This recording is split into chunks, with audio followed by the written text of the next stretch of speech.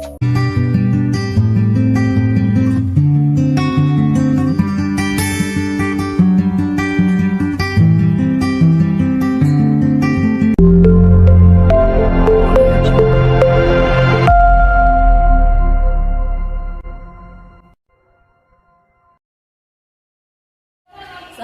warahmatullahi wabarakatuh. Saya Ruknia, calon guru penggerak Angkatan 9 Kabupaten Donggala dari SD 2 Sojong. Pada kesempatan kali ini, saya akan melakukan aksi nyata modul 2.3 coaching untuk supervisi akademik bersama rekan saya Mas Tatira SPDI. Halo Ibu Mas Tatira, bagaimana kabarnya hari ini? Halo, alhamdulillah kabarnya ini baik. Masih semangat ya? Semangat dong. Oke, alhamdulillah. Jadi seperti pertemuan sebelumnya, kalau sebelumnya saya sudah membimbing Ibu dalam pembuatan RPP, nah kali ini kita akan melaksanakan kegiatan supervisi. Namun pada tahapan supervisi ini ada 3 tahap. Yang pertama pra-observasi yang akan kita lakukan hari ini, kemudian observasi yang nanti dilakukan di dalam kelas, dan pasca observasi setelah penilaian dalam kelas. Jadi untuk hari ini kita akan masuk pada tahapan pra-observasi. Pada tahapan pra-observasi ini ada beberapa pertanyaan yang akan saya ajukan ke Ibu. Yang pertama, apa sih tujuan pembelajaran Ibu nanti pada saat pembelajaran? Ya, terima kasih karena telah mempercayai saya sebagai rekan Anda untuk menilai atau mengobservasi. Jadi tujuan pembelajaran yang akan saya bawakan pada pembelajaran berikutnya adalah yang pertama, dengan menuliskan kata-kata kunci yang ditemukan dalam tiap paragraf bacaan, murid mampu meringkas teks eksplanasi pada media secara tepat. Yang kedua, dengan membuat kesimpulan bacaan murid mampu menyajikan ringkasan teks secara tepat. Yang ketiga, dengan melakukan percobaan tentang bagaimana energi panas dapat menyebabkan perubahan. Murid mampu menerapkan konsep perpindahan kalor dalam kehidupan sehari-hari secara bertanggung jawab. Yang keempat, dengan membuat laporan percobaan, murid mampu melaporkan hasil pengamatan tentang perpindahan kalor secara tepat. Itulah tujuan pembelajaran, yaitu ada 4. Oke, berarti ada 4 tujuan pembelajaran Bu ya yang akan disampaikan, dan semoga 4 tujuan pembelajaran ini tercapai Bu ya. Kemudian pertanyaan yang kedua, berdasarkan tujuan pembelajaran tadi, area pengembangan apa yang hendak Ibu capai pada pembelajaran nanti? Dalam area perkembangan yang saya gunakan ada 2, yaitu aspek pengetahuan dan keterampilan. Dalam aspek pengetahuan itu, murid mampu menuliskan kata-kata kunci dalam paragraf dan membuat ringkasan teks secara tepat. Dalam aspek keterampilan, siswa mampu melakukan percobaan tentang bagaimana sumber energi panas dapat berubah bentuk dan konsep perubahan kalor dalam kehidupan sehari-hari. Jadi itulah 2 aspek dalam area pengembangan yang saya gunakan. Oke, itu tadi untuk area pengembangannya Bu ya. Kemudian pertanyaan terakhir nih, strategi apa yang sudah Ibu persiapkan? Oke, jadi strategi yang saya siapkan yang pertama itu saya melakukan pembelajaran berdiferensiasi yang terintegrasi KSE atau kompetensi sosial dan emosional. Terus yang kedua yaitu pendekatan pembelajaran saintifik, metode pembelajaran, simulasi, percobaan, diskusi, tanya jawab, dan penugasan. Oke, untuk menunjang strategi pembelajaran tadi, ada tidak media pembelajaran yang Ibu pakai? Tentu ada. Yang pertama itu teks bacaan macam-macam sumber energi panas. Yang kedua gambar macam-macam sumber energi. Yang ketiga beragam benda di kelas dan lingkungan sekitar. Yang keempat laptop. Yang kelima proyektor. Ya, terus bahannya itu ada 2 bahan yang saya ambil, yaitu yang pertama es batu dan wadah. Oke, kalau kedengarannya sangat menarik Bu ya pembelajaran nanti yang akan dilakukan. Saya berharap sesuai target dan sesuai dengan tujuan pembelajaran itu bisa tercapai semua. Dan jadi untuk pertemuan pra-observasi cukup sekian Ibu. Nanti kita lanjutkan pada kegiatan inti, yakni observasi di dalam kelas. Terima kasih Bu Mas Tatira. Assalamualaikum warahmatullahi wabarakatuh.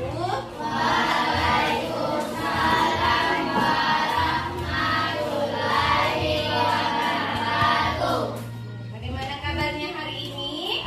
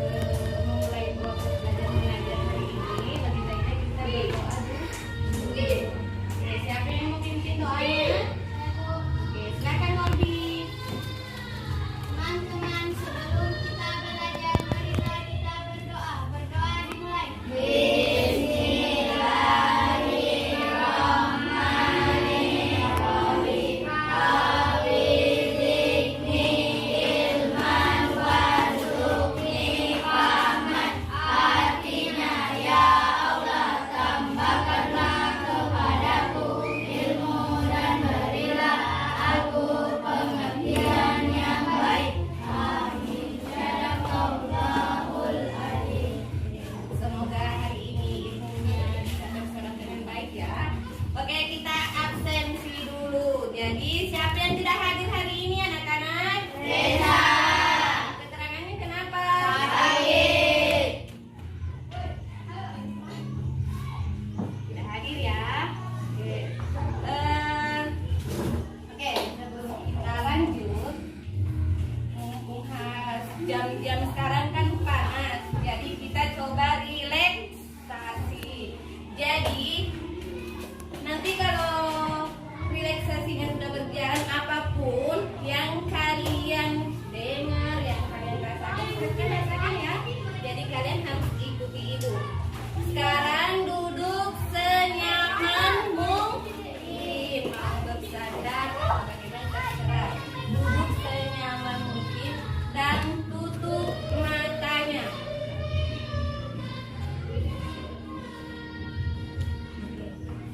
Tarik nafas, hembuskan. Sekali lagi, tarik nafasnya, hembuskan. Lagi ya, tarik nafasnya, hembus. Oke. Selesai. Bangun. Oke, Gaudi keenakan ya. Oke, bagaimana perasaannya? Bagaimana? Oke, relax ya. Nah, setelah itu sebelum kita masuk di materi berikutnya, kan ini materi baru lagi ya. Ibu mau coba. Siapa yang masih ingat materi minggu lalu? Oke, siapa? Manfaat? Pak, manfaat? Oke, siapa yang tahu apa saja manfaat panas di kehidupan kita sehari-hari?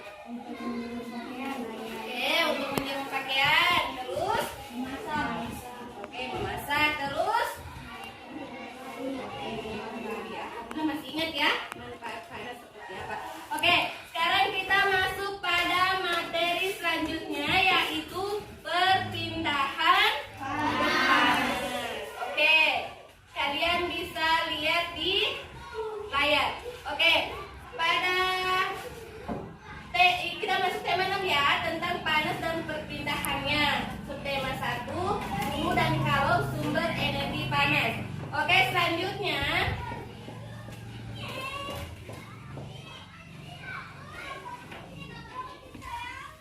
selanjutnya pada slide kedua,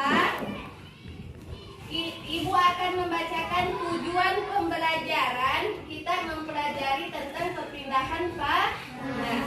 Yang pertama, dengan menuliskan kata-kata kunci yang ditemukan dalam setiap paragraf bacaan, murid mampu meringkas teks ekspansif pada media secara cepat. Yang kedua, dengan membuat kesimpulan bacaan, murid mampu menyajikan ringkasan teks secara tepat.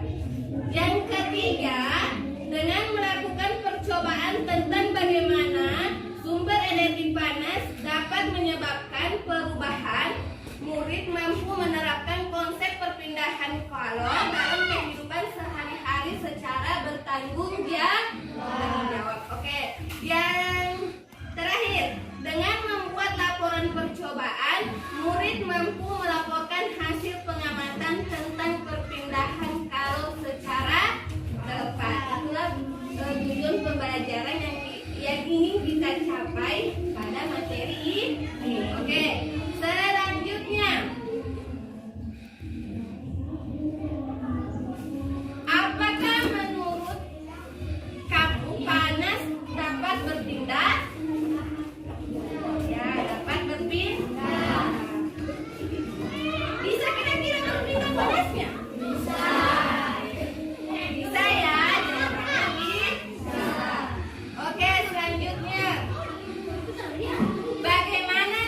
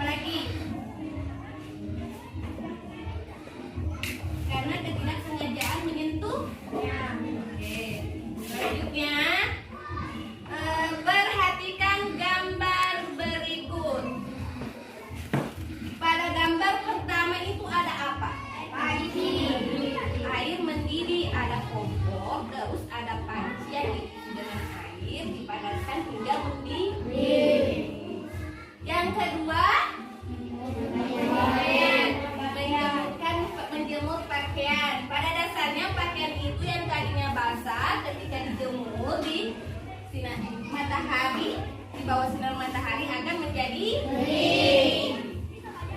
paham? Paham. Selanjutnya, mengapa baju yang basah apabila dijemur di bawah sinar matahari bisa kering? Kalau panas. Nah, terus apa lagi? Karena hawanya karena hawanya panas ya, sehingga jemuran yang tadi basah menjadi kering. Oke. Selanjutnya, apa yang terjadi pada air di dalam panci tersebut? Kan terus ya, karena dia disimpan di atas kompor yang menyala dengan waktu yang lama sehingga dia mendidih. Paham? Oke. Paham. Nah, apakah kamu pernah melihat peristiwa pada gambar? Nah ya, karena itu merupakan yang sering kita lakukan atau orang tua lakukan di dapur. Oke, yang kedua, sumber panas apa saja yang dapat kamu temukan dalam gambar? Pada gambar kedua, nah, sumber panas dari matahari. Karena pada gambar ini seorang anak kecil yang menjemur pakaian yang baru dicuci dan dijemur. Selanjutnya, nah untuk lebih memahami tentang materi kita hari ini, Ibu akan putarkan video. Kalian simak baik-baik. Oke, kita mulai ya.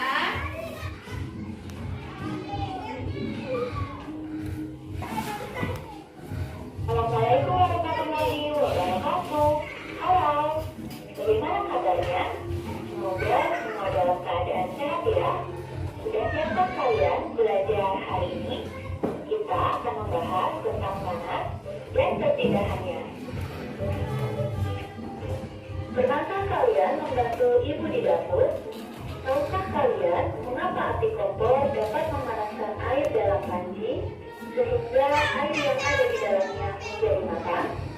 Ketika kalian memasak air, panas dari api kompor berpindah ke dalam panci.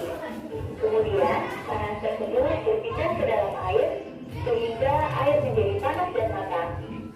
Peristiwa tersebut membuktikan bahwa panas dapat berpindah. Panas atau disebut juga dengan kalor adalah energi yang dapat berpindah dari satu benda ke benda yang lain karena adanya perbedaan suhu. Panas berpindah dari benda yang bersuhu tinggi ke benda yang bersuhu lebih rendah.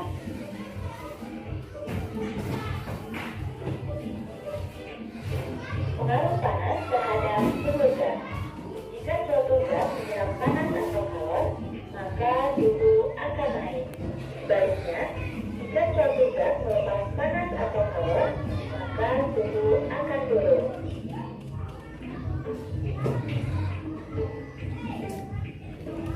Jenis benda penghantar panas. Benda yang mudah dan cepat menghantarkan panas disebut konduktor. Contoh benda yang termasuk ke dalam konduktor yaitu besi, emas, tembaga, dan perak. Benda yang sulit dan lambat menghantarkan panas disebut isolator. Contoh benda yang termasuk isolator yaitu kayu kering, berlian, oli, karet, dan gelas. Bagaimana panas dapat berpindah? Panas dapat berpindah melalui 3 cara, yaitu konduksi, konveksi, dan radiasi. Mari kita bahas bersama. Perpindahan panas secara konduksi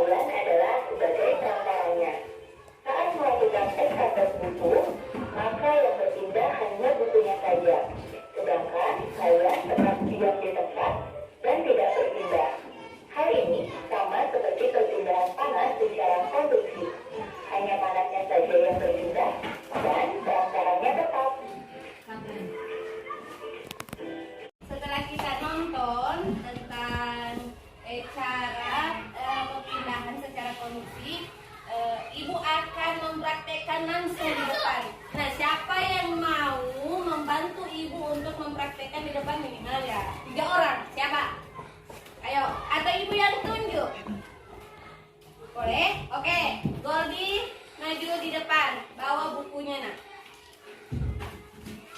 Terus Gilman Wazat. Oke, bawa bukunya.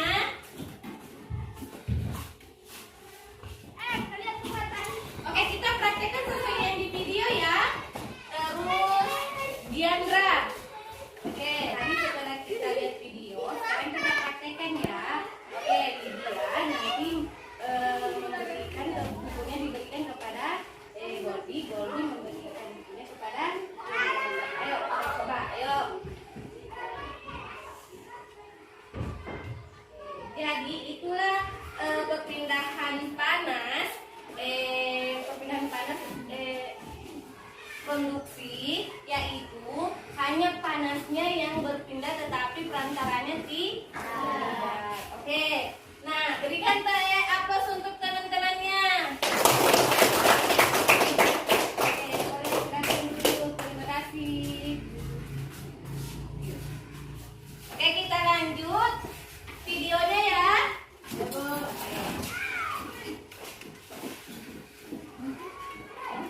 Sama seperti perpindahan panas secara konduksi. Hanya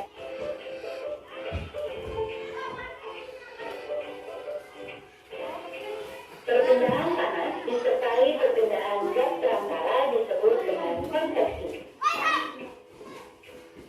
Perpindahan panas secara konveksi yang berpindah tidak hanya energi panasnya saja, namun gas perantaranya juga ikut berpindah. Perpindahan panas secara konveksi biasanya terjadi pada benda cair dan gas.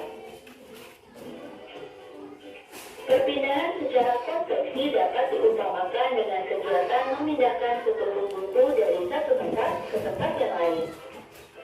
Ketika kalian memindahkan setumpuk buku tersebut ke tempat lain, tentu kalian akan ikut bersama dengan buku-buku tersebut. Jika buku-buku tersebut diumpamakan sebagai panas dan kalian sebagai perantaranya, perpindahan panas dengan cara konveksi akan menyertakan perantaranya.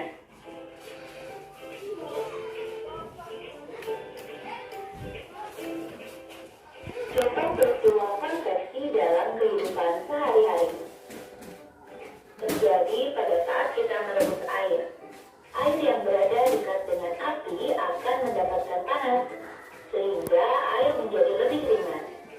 Air akan bergerak ke atas dan digantikan oleh air yang ada di atasnya.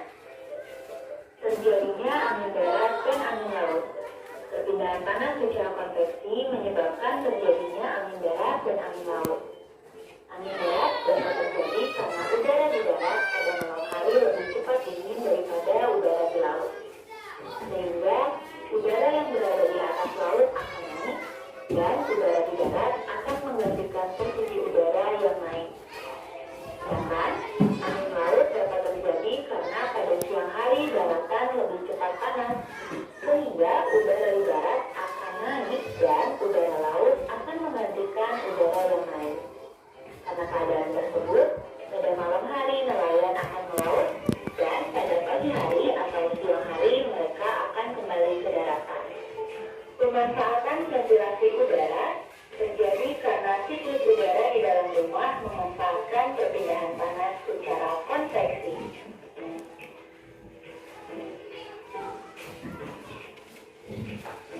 Radiasi adalah perpindahan panas yang tidak memerlukan zat perantara.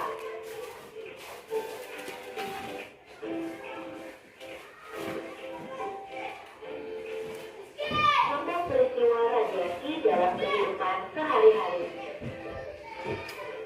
Panas dari matahari yang sampai ke bumi. Tubuh terasa panas saat dekat dengan api unggun. Baju yang dijemur menjadi kering karena sinar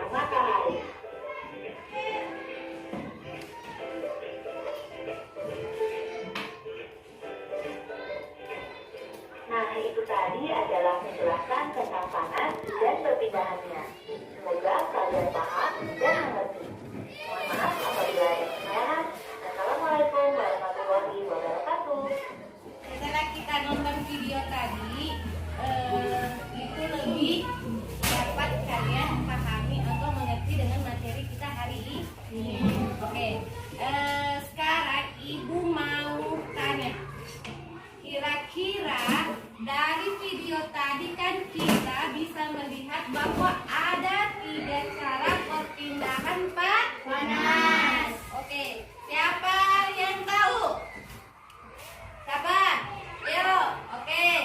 Apa yang pertama? Oke, konduksi. Oke, yang kedua?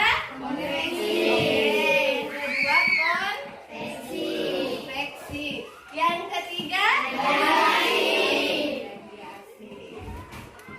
Paham ya? Oke. Nah, siapa kira-kira yang mau jawab apa sih itu perpindahan panas yang konduksi? Oke, Golbi apa benar? Perpindahan panas tanpa berpindahnya zat perantaran. Oke, jadi konduksi itu ibaratnya cuma panasnya yang berpindah.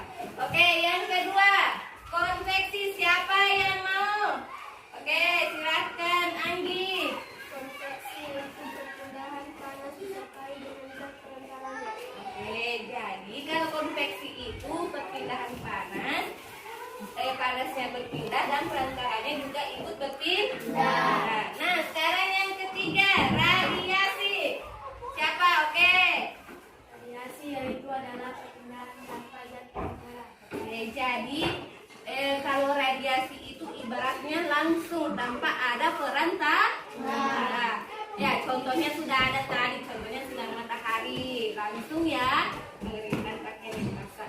Oke, jadi paham sampai di sini? Paham. Nah, sekarang karena kalian sudah paham dan kita sudah mempelajari materi ini, Ibu akan berikan tugas. Jadi tugasnya ini dikerja bersama. Maksudnya kerjanya itu dengan teman sebangku.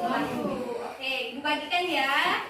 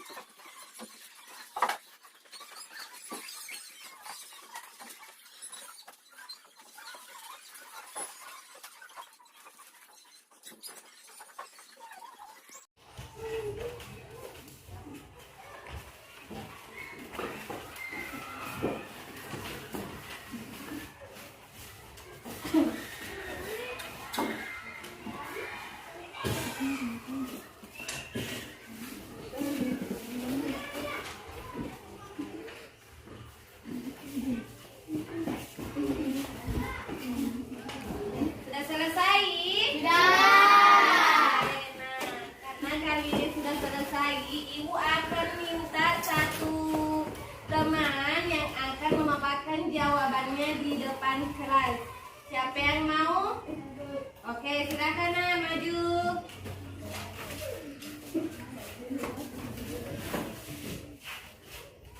Assalamualaikum warahmatullahi wabarakatuh. Waalaikumsalam warahmatullahi wabarakatuh. Saya akan membacakan jawaban saya tentang perpindahan panas. Pertama, konduksi. Logam akan dipanaskan.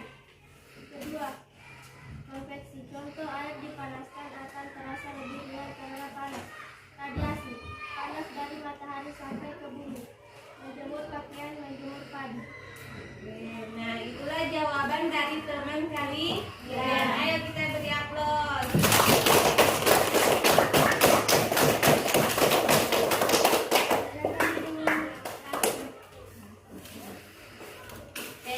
Itulah tadi pemaparan temannya tentang tugas yang Ibu beri. Setelah pemaparan temannya tadi tentang tugasnya, Ibu akan melakukan yang namanya refleksi.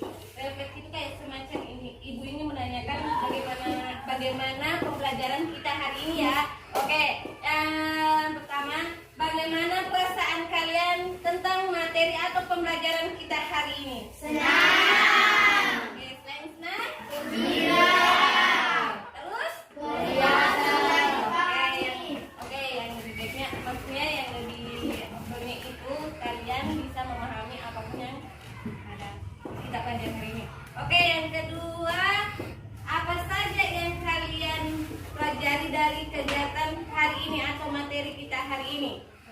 Oke, tentang perpindahan panas. Ada berapa cara perpindahan panas? 3. Pertama, kondusif. Oke, alhamdulillah. Paham ya? Oke, untuk lebih menguatkan tentang materi kita hari ini, Ibu akan memberikan tugas melalui grup WA kita nanti ya. Jadi usahakan sampai di rumah kalian kerjakan tugasnya dan pelajari. Oke, paham sampai di sini? Paham.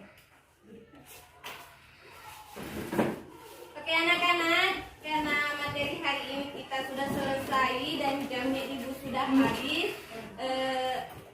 Sebelum kita keluar dari kelas, kita berdoa terlebih dahulu. Oke, siapa yang mau pimpin doanya? Oke, ayo Diandra. Teman-teman, sebelum kita pulang, marilah kita berdoa. Berdoa dimulai.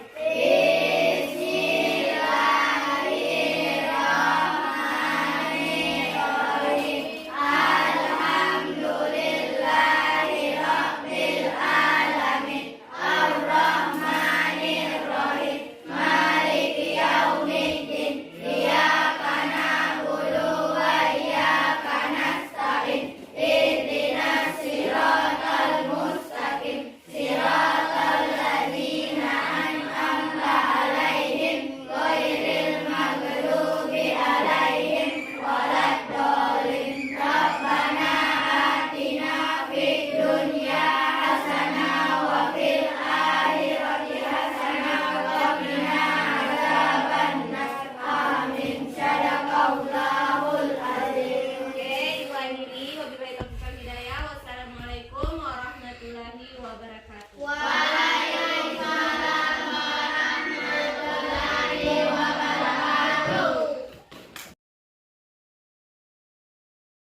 Assalamualaikum warahmatullahi wabarakatuh. Masih bersama saya Ruknia, calon guru penggerak angkatan 9 Kabupaten Donggala dari SDN 2 Sojol. Di kesempatan kali ini saya akan menyelesaikan kegiatan supervisi akademik bersama rekan saya Mas Satira SPD, dan juga saya didampingi langsung oleh pengajar praktik saya Bapak Sarif Hidayat SPD. Assalamualaikum Pak. Waalaikumsalam warahmatullahi wabarakatuh. Bagaimana kabarnya hari ini Pak? Alhamdulillah tetap semangat dan sehat ya. Alhamdulillah. Kalau begitu untuk menghemat waktu, saya mohon izin untuk melakukan percakapan pasca observasi Pak ya. Iya, silakan Ibu Ruknya untuk melaksanakan kegiatan ini. Terima kasih Pak. Halo Ibu Tira. Bagaimana kabarnya? Alhamdulillah baik. Masih semangat hari ini? Semangat. Oke, jadi sesuai dengan perjanjian kita sebelumnya, ini adalah tahapan akhir kita dalam kegiatan saya melakukan supervisi dengan Ibu. Jadi ini adalah tahapan percakapan pasca observasi. Nah, sebelumnya saya mau tahu, apa sih tujuan kita melakukan kegiatan percakapan hari ini, Bu? Tujuan percakapan hari ini untuk melakukan refleksi observasi pada proses pembelajaran yang minggu lalu yang saya lakukan. Ya, jadi Ibu ingin melakukan refleksi ya Bu ya.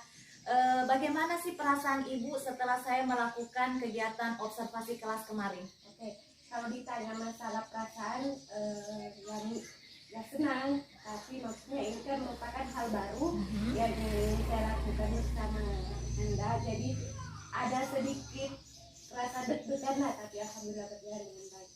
Intinya bukan untuk mencari kelemahan Bu ya. Oke, jadi begitu Bu ya.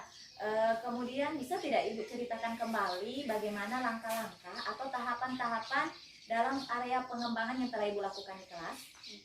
Baiklah, saya akan menjawab langkah-langkah yang saya lakukan sebelum masuk dalam proses belajar mengajar dan pastinya membuat SPP dalam proses pembelajaran hari ini.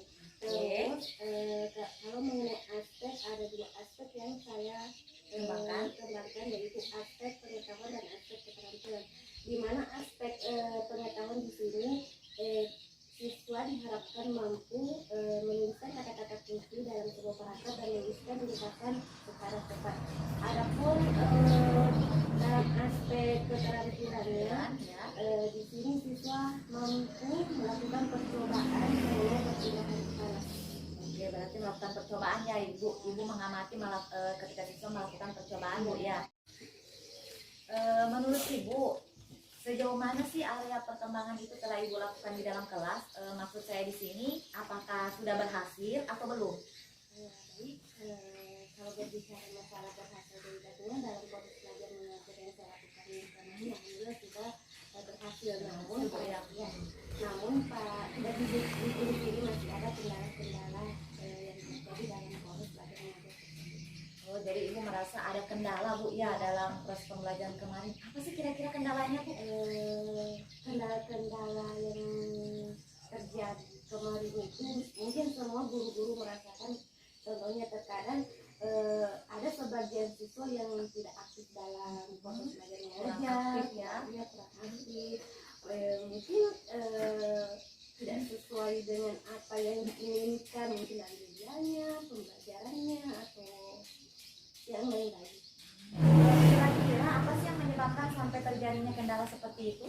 Ya, kendala menurut saya yang pertama karena kebetulan pembelajaran yang kemarin dilakukan pada siang hari. Mungkin karena sudah siang hari, hawanya panas, terus anak-anak tidak konsentrasi dan mungkin bahkan lapar. Terus kendala yang berikutnya yang kita jelaskan tadi yaitu mungkin anak-anak tidak merasa nyaman dengan media pembelajaran atau Mungkin dengan teman-teman kelompoknya juga Bu ya. jadi banyak kan yang lebih mengandalkan dengan dalam Jadi seperti itu ya kendalanya. Kira-kira Ibu ada ide atau apa gitu untuk mengatasi kendala tersebut? mungkin ide yang pertama itu saya harus mampu mengenai ekspresi dan menyesuaikan media pembelajaran sehingga anak-anak tidak pulang dalam proses pembelajaran itu. Terus kalau masalah yang kedua itu mungkin sebaiknya sebelum saya menyusun SPP saya harus semacam menganalisis ya kondisi dan mungkin kebutuhan siswa di kelas sehingga dengan itu dapat terbagi menjadi tiga kelompok pertama visual, yang kedua auditorik dan ketiga kinestetik. Dan semoga saya berharap dengan dengan yang saya lakukan bisa membuat proses belajar mengajar lebih baik lagi dan siswa menjadi lebih semangat dalam proses belajar. Oke, jadi Ibu akan melakukan analisis tadi Bu ya, sesuai dengan kesiapan belajar siswa. Oke, bagus sekali Bu ya. Rencana yang Ibu ingin lakukan itu bagus sekali. Nah, kira-kira dari rencana yang tadi sudah Ibu pikirkan, kira-kira kapan akan Ibu lakukan? Kalau masalah waktunya saya belum bisa untuk memastikan karena kebetulan kedepannya kan beberapa hari lagi akan masuk bulan Ramadan. Jadi kalau seandainya saya lakukan takutnya tidak efektif proses belajar mengajarnya. Tapi insya Allah saya akan melakukan. Jadi saya tunggu perkembangan berikutnya ya Bu. Saya berharap Ibu bisa melakukan secepatnya supaya apa kendala yang tadi Ibu sudah alami bisa terselesaikan. Nah, dari percakapan kita tadi berarti Ibu sudah mendapatkan solusi dari kendalanya kan Bu ya? Nah, kira-kira apa kesimpulannya? Kalau kita berbicara masalah kegiatan tadi, Ibu bisa tarik tidak? Bagaimana kesimpulan apa yang Ibu bisa tarik berdasarkan hasil kegiatan kita hari ini? Oke, kesimpulan yang saya bisa tarik dari kegiatan kita hari ini, lebihnya saya sebagai guru lebih termotivasi dan lebih terinspirasi untuk mencari semacam semacam ide-ide dalam melakukan proses belajar mengajar saya ke depan. Jadi Ibu berharap ya melalui kegiatan ini, saya juga berharap semoga melalui kegiatan ini kita sama-sama ya Bu, bukan cuma Ibu, tapi saya juga bisa lebih baik lagi. Intinya kita sama-sama belajar Bu ya. Terima kasih Bu untuk waktunya kali ini. Saya masih berharap Ibu mau kembali menceritakan refleksi-refleksi kegiatan Ibu selanjutnya kepada saya. Terima kasih Bu. Itulah tadi kegiatan pasca observasi yang saya lakukan bersama rekan saya. Selanjutnya mungkin ada umpan balik dari Bapak pengajar praktik, saya persilahkan. Ya, baik, terima kasih Ibu Rukmia selaku CGD 9 Kabupaten Donggala bersama rekan sejawat Ibu Kira yang sudah melaksanakan percakapan pra-observasi setelah beberapa saat lalu video pra dan observasinya. Kali ini ada beberapa catatan atau perubahan yang disampaikan terutama kepada Ibu Rupiah selaku CIP. Yang pertama, Bapak Ibu sudah melaksanakan kegiatan tadi, misalnya proses coaching ya kepada Bu Kira dalam kegiatan observasi. Nanti juga di lain kesempatan juga Ibu bisa meng-coaching juga dengan siapa saja meskipun dalam juga keadaan observasi, mungkin di kegiatan menyelesaikan masalah ataupun dengan siswa ataupun dengan kegiatan kepala sekolah ataupun dengan rekan-rekan guru yang lain berkaitan dengan pembelajaran sekolah. Jadi ini salah satu ya, proses coaching yang pendekatan yang harus digunakan ya, salah satu seorang ibu sebagai CDP, seorang pemimpin pembelajaran. Contoh sekali ini salah ya untuk mengembangkan pembelajaran yang berpihak pada siswa atau murid. Jadi salah satu juga ini untuk mengembangkan kompetensi diri, karena coaching ini bukan hanya sekali, itu harus dilakukan berkali-kali. Sehingga alur tirta yang Ibu laksanakan tadi sudah ada terlihat tadi ya. Jadi sesuai dengan prinsip coaching pertama yaitu kemitraan. Jadi Ibu Rupiah dan Ibu Kira sangat bermitra sekali dengan kriteria yang pertama tadi ya, dari Ibu Kira sudah bisa menyampaikan tentang tujuan yang ditetapkannya dari rekan sejawat tadi, dan terus tadi juga dari Ibu Rupiah tidak menggurui, tidak memberikan saran atau nasihat, tetapi terus menggali saran atau berbagi pengalaman. Kemudian di prinsip coaching yang kedua itu maka proses kreatif. Jadi sudah terjadi percakapan dua arah tadi, dan lebih mendominasi tadi dari Ibu rekan sejawat yang di coaching atau selaku coaching, dan Ibu tadi sangat melaksanakan kegiatan tadi dengan mendengarkan, jadi merangkum perkataan rekan sejawat dan bertanya dengan pertanyaan yang menggali dari kegiatan observasi tadi. Yang ketiga yaitu Ibu Rupiah sudah memaksimalkan potensi, yaitu dengan cara tindak lanjut konkret setelah observasi. Tadi sudah dinyatakan di area pengembangan yang ingin ditingkatkan dan kapan dilaksanakannya dan dilaksanakan, sehingga di akhir tadi dari rekan sejawat setelah coaching Ibu Kira sudah bisa menyimpulkan dari kegiatan percakapan pasca observasi tadi. Kemudian selanjutnya Ibu Rupiah tadi dari catatan saya sudah melaksanakan ya kegiatan itu, menanyakan melaksanakan pasca sengaja dan yang menjadi indikator ketercapaian pengembangan yang diinginkan tadi sudah. Kemudian untuk yang kedua tadi juga ada catatan dari Ibu Rupiah tadi tentang hasil catatan observasi yang mungkin di lembar observasi ataupun di rubrik itu ya tidak sudah dicontoh tadi, sudah ditanyakan ya. Jadi basisnya itu penilaian ya, bukan dari tetap di fokusnya di area yang ingin dikembangkan dari hasil mulai dari percakapan observasi sampai pasca. Yang terakhir tadi juga sudah menanyakan juga hal-hal yang ingin dikembangkan, dan saya ulang kembali berdasarkan hasil yang dilaksanakan pada tadi. Jadi intinya mungkin sudah melakukan atau melaksanakan kegiatan percakapan pasca observasi terhadap rekan sejawat Ibu Kira. Mudah-mudahan harapannya ya ada perbaikan ataupun perubahan ya, mungkin di kesempatan mungkin bahkan di persidangan, mungkin di kegiatan penyusun masalah. Demikian umumnya tanggapan ataupun perbaikan dari saya. Mudah-mudahan nanti kita juga akan menyusun kembali menjadi seorang CGI sebelumnya, insya Allah. Demikian Bu, terima kasih. Ya, terima kasih Pak. Jadi demikianlah seluruh rangkaian kegiatan supervisi yang saya lakukan sebagai aksi nyata modul 2.3 coaching untuk supervisi akademik. Saya berharap melalui kegiatan ini saya bisa menjadi guru atau seorang pemimpin pembelajaran yang lebih baik lagi. Utamanya saya bisa menjadi pemimpin pembelajaran yang bisa berpihak kepada murid. Akhir kata, terima kasih. Assalamualaikum warahmatullahi wabarakatuh. Salam guru penggerak. Bergerak, bergerak, dan menggerakkan. Terima kasih.